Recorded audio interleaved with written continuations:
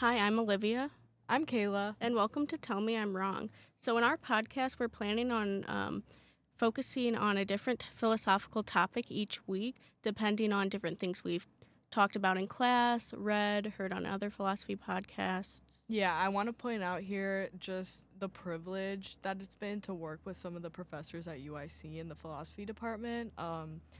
I've just learned from a lot of great teachers who have really expanded my thinking and introduced me to some topics I never would have stumbled upon by myself. I agree. The UIC philosophy department is stacked with some great teachers. It's stacked. Yeah. So we plan on outlining the main points of the topic, also introducing thought experiments and critiques. And some weeks we'll agree with each other, but will sometimes disagree. So stay tuned for the discourse because it's bound to be entertaining. It is.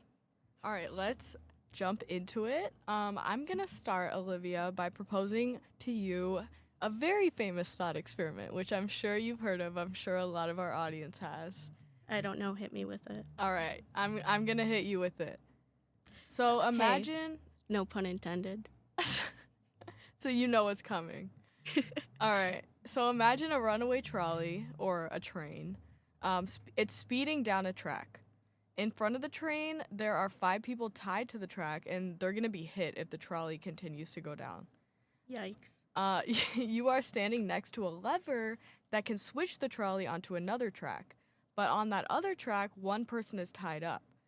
So now my question to you, Olivia, is do you pull the lever, saving the 5 people, but also causing the death of one, or do you stand back, do nothing, and let the 5 die? Well, Kayla, that is a really difficult question.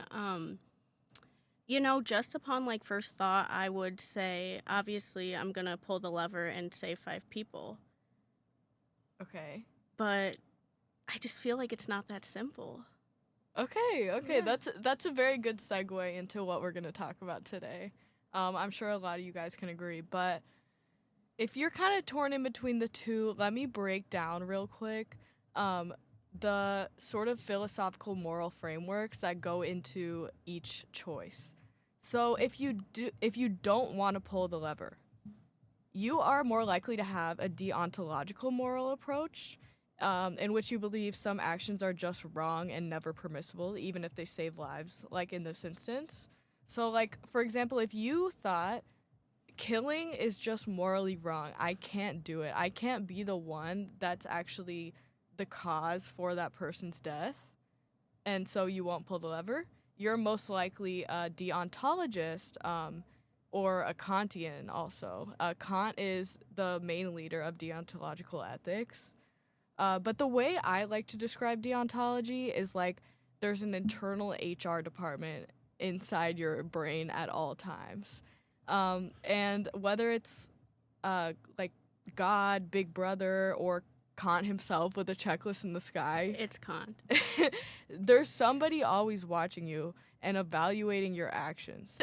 It's not like there's actually somebody's watching you. That's not really the point of deontology, but you have to act as if there were, or else you would be wronging yourself. So this is not about consequences. It's about the intrinsic nature of the actual action. So in the trolley problem, it's the action of killing that, some people can't get past.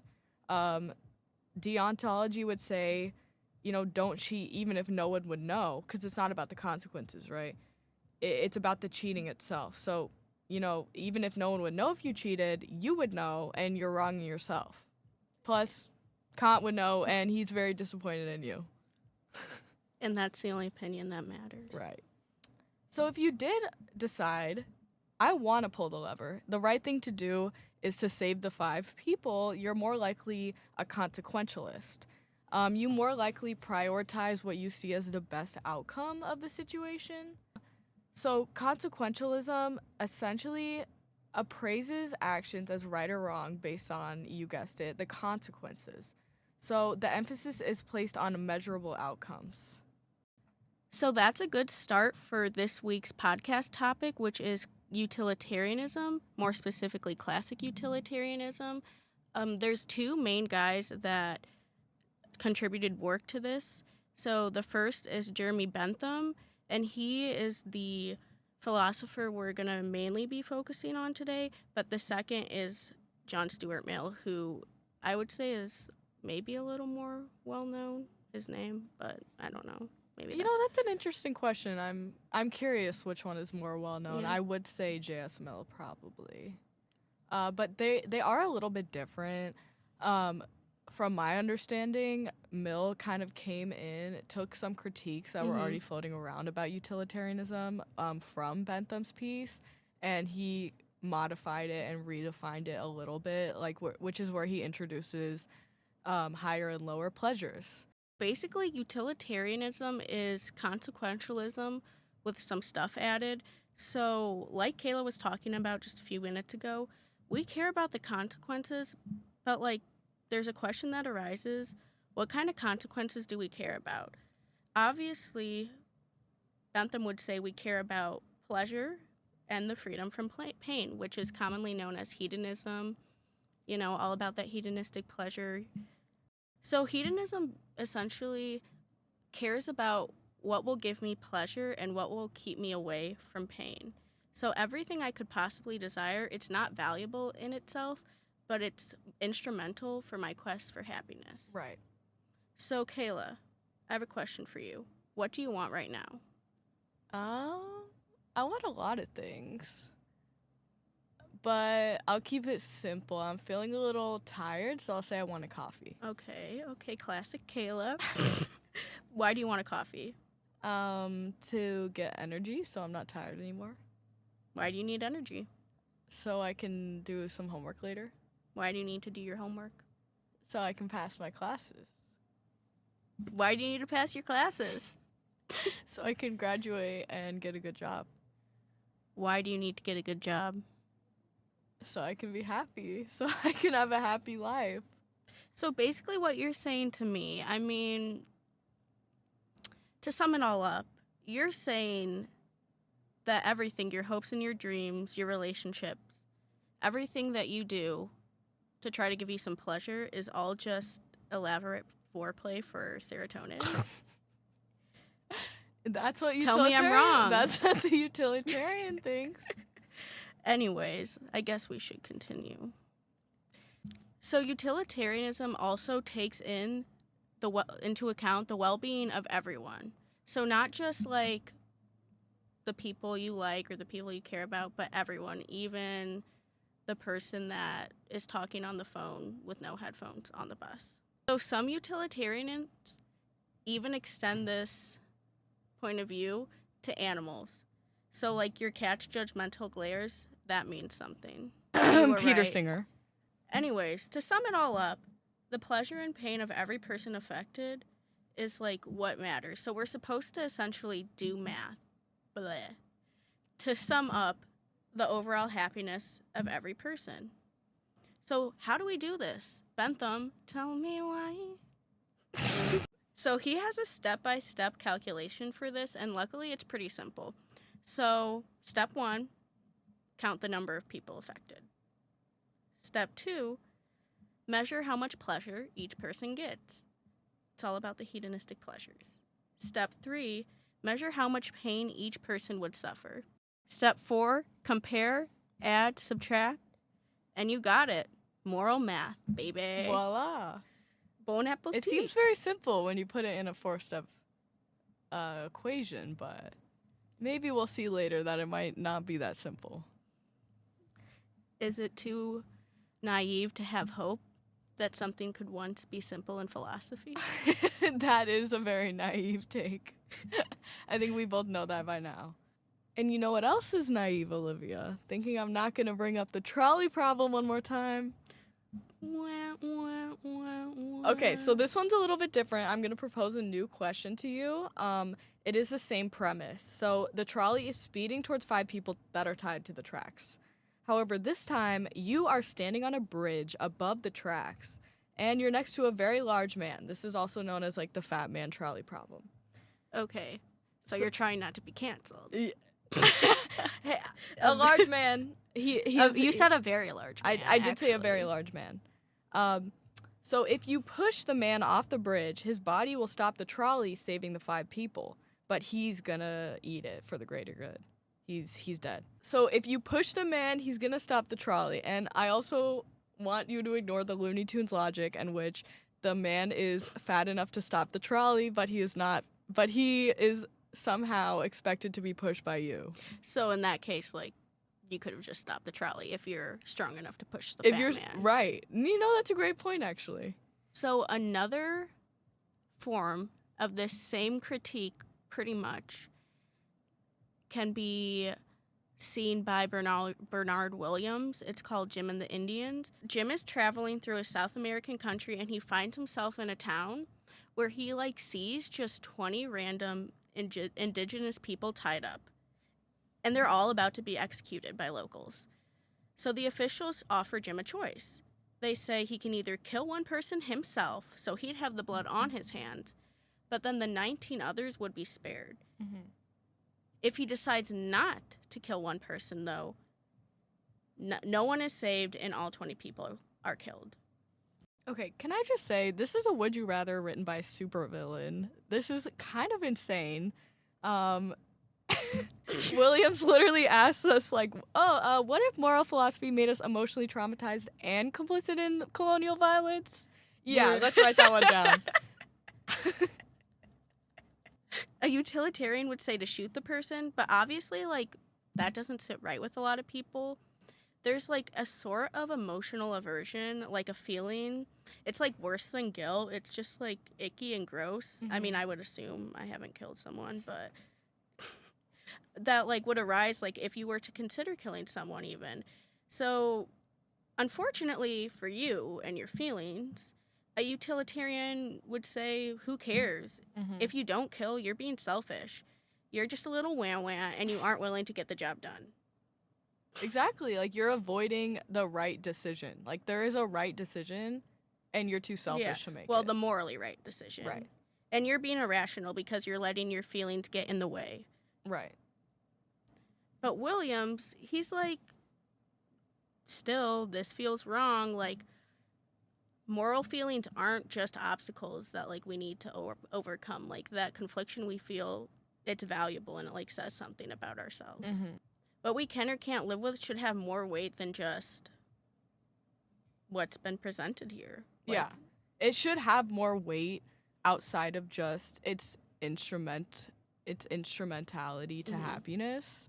Because I feel like it's important to note here that Bernard Williams thinks that, like, what we can or can't live with our moral feelings, they should have more weight, but not just within the calculus of utilitarianism, but outside of it. Because a utilitarian would consider those feelings, but they would just say, oh, they're not as, like, quantifiably strong as the harm that would be done to the natives by killing them. So, like, you have to get over yourself. Yeah, it's like a pride. So it's not that utilitarianism doesn't consider them at all. It just considers it all under one calculus that's aimed towards one goal. And Williams is coming in here and kind of saying, like, no, you're kind of forcing, like, the prioritization of, like, maximizing actions in a very impersonal way. And this is leading to people's, like, values and their moral feelings not lining up with their actions. And he's saying that that's a problem. Now, it's really all about the hedonistic pleasures. It is. Because now we're going to get into some critiques of hedonism. The last one was kind of a critique of consequentialism. Mm-hmm. And remember, utilitarianism is kind of a conglomerate of impartiality, consequentialism, and hedonism. Those are the three facets of it. I'm going to bring up this thought experiment by Roger Crisp, which we're going to call Haydn and the Oyster. So I'm going to ask you a question. I'm going to propose to you this experiment, Olivia. Another question. Another one. You get the easy questions. I get the hard ones. Okay. So imagine you die and you end up in purgatory. So you have a choice for your next life on who you want to be reincarnated as. So your first option is you can be reincarnated as this guy named Joseph Haydn. So Haydn's life would include ups and downs, like just the joys and struggles of any human life. Heartbreak, Naturally. laundry, taxes, math class, the works. You would get all of that as Joseph Haydn. He would also be a famous composer, actually, so he would create a lot of music that would bring pleasure to countless people. This is important. Haydn would live a normal-length human life, so about 77 years. So that's your first option. So, like,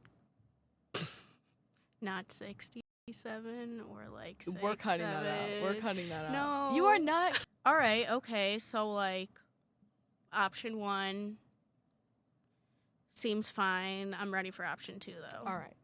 So your second option is that you can be reincarnated as an oyster.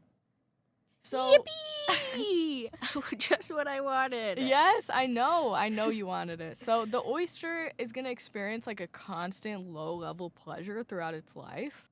It's like an eternal, vaguely pleasant existence. Okay, So- but like I'm always experiencing it. You are constantly experiencing it. So it's like if it was a graph, it would be a straight line. Just low-level pleasure your whole life. And, you know, Haydn's life was 77 years, but the crazy thing is that the oyster can actually be as long as you want. You can be that eternal oyster. You can be an immortal oyster. So I think, like, if you were to ask me that last night when I was cramming a bunch of homework in before 11:59 and studying for my test this morning, I would have probably said the oyster.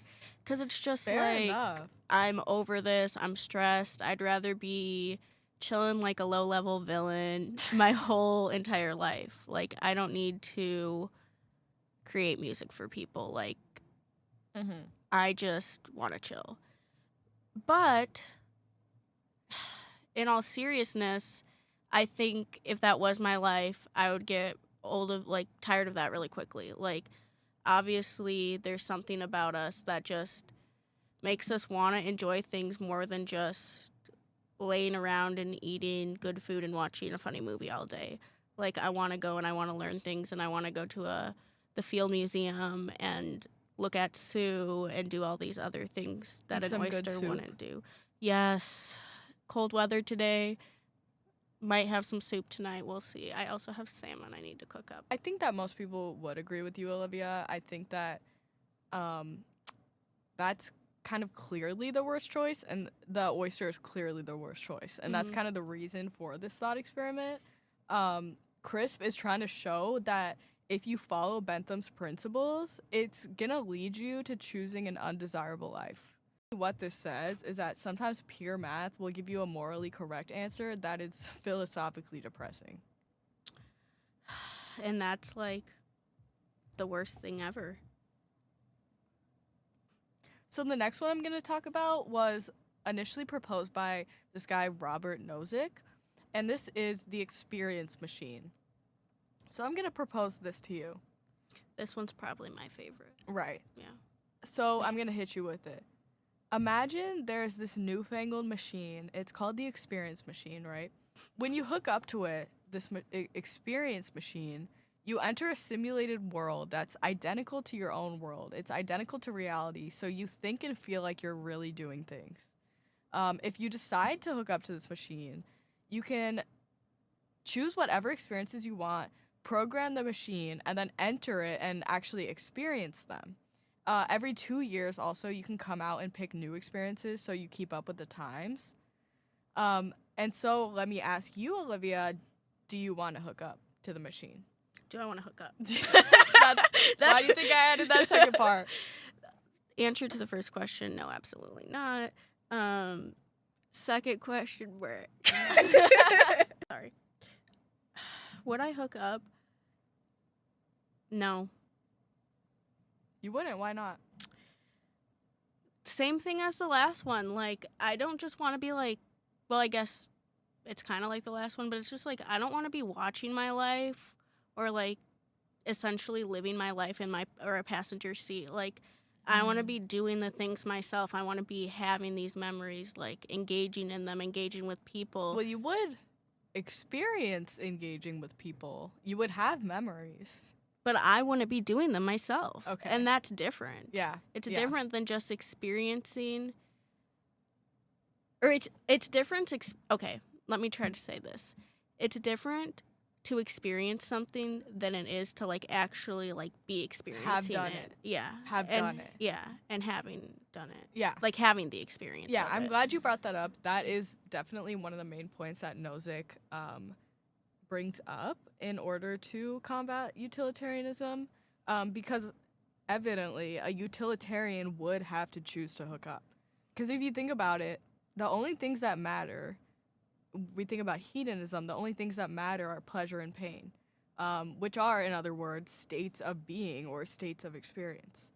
So therefore, as long as the experiences in the machine maximize pleasure, a utilitarian would see hooking up as the best choice, regardless of whether the experiences are real or simulated.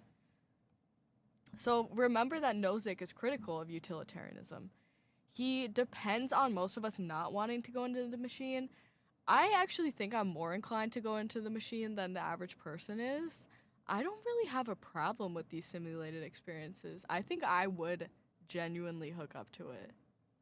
But anyways. And that's something we can get into maybe on your own time. Yeah, join our Patreon. Bruh. Okay, so he, Nozick is depending on most of us not wanting to go into the machine. And to be fair, there are plenty of reasons why someone might not want to go in. Like Olivia mentioned, we want to have done things, not just experience them. So maybe we value like real achievements and real relationships. That's another one that I hear a lot from people is like, I mean, it's an obvious one. Like, am I leaving my family behind? Like, what about my real relationships that I've built outside? Yeah, it's like I don't just want a simulation of it. I want like something that's actually real. Yeah. Like, the machine might be able to simulate success or friendship or a romantic relationship, but like something's clearly missing if they're not real. So Nozick does bring that up. The other one that he brings up, a reason why we might not want to go in is because we want to be someone. And what he means by this is basically we want to view ourselves in certain ways as a result of our actions. So if we don't ever make any actual decisions, if we're just programming our life and going through the motions, then we can't feel like we accomplished anything, and therefore we can't feel like we are any type of person. So the best way I can explain this is like if I'm sleeping all day, you can't access my character. Let's say I don't know you, right? I walk into your house and you're sleeping and you don't wake up for a couple hours. I don't know what kind of person you are. You might be experiencing things in your mind in the form of dreams, but I can't access your character. You're not making like decisions in the same way that you would when you're awake. So this just really goes to show, honestly, that hedonism, like, it's not enough. Pleasure's not enough to make life valuable. So this one is an epistemological argument that's introduced by James Lenman. So he basically says that every action has millions of far-reaching consequences, but most of these consequences are invisible. So, like, I'm not able to maximize the visible consequences and expect that to be, like, representative of what actually is going to happen. Exactly. So we look then at, like, identity-affecting actions, which are actions that make a difference to, like, future persons, but, like, specifically which future persons exist. So, like, an identity-affecting action, according to Lenman, is, like, engendering a child or, like, killing somebody. It's not just, like, oh, this person's going into a different career because of me. Yeah. And so, like, these consequences, they're, like, inscrutable. So whether that's God or some omnipotent being, Kant, like, you have to think, like Kayla said earlier, and, like, essentially, like, this argument is saying, like, you have to act as if though someone is seeing and, like, calculating the countless results that are invisible to me, the person making the choice. If I'm thinking about this, right? Couldn't you just say that the utilitarian calculus could be applied after, like, in hindsight? Like if I make a decision, if I like back to the trolley problem, you know I love it. If I decide to pull the lever and I save the 5 people and kill the one, you could say well, that was the right decision. You could apply that afterwards, even if you couldn't see the results in the moment. Well, no. Couldn't actually judge an action until the very end of history. Oh, true. Because of, like... Right, because it goes, like... Because there's countless results that are invisible. Yeah. Like, it's like Pi Baby, it's infinite. So, like, that even wouldn't work. That's true. So, you guys that are listening to this, you're probably like, well, what the heck then? Like, why? Like, does anyone actually, like utilitarianism? Like, after all these critiques, like, this doesn't seem like it's very good. Mm-hmm. Right. I mean, logically now, I'm sure a lot of you are thinking that, but also utilitarianism is very appealing. It feels intuitive. A lot of us use this stuff in our everyday, like, daily lives and just our decision making. It's very, very integrated into just basic morality and how we see things. If one action produces more good than the other one, it makes sense to choose it. You know, if one action benefits more people, it makes sense to choose it. Like, utilitarianism is the justification for turning off the AC in my apartment when 3 people are cold and my roommate Jack wants it at a crisp 67. I can't blame the guy.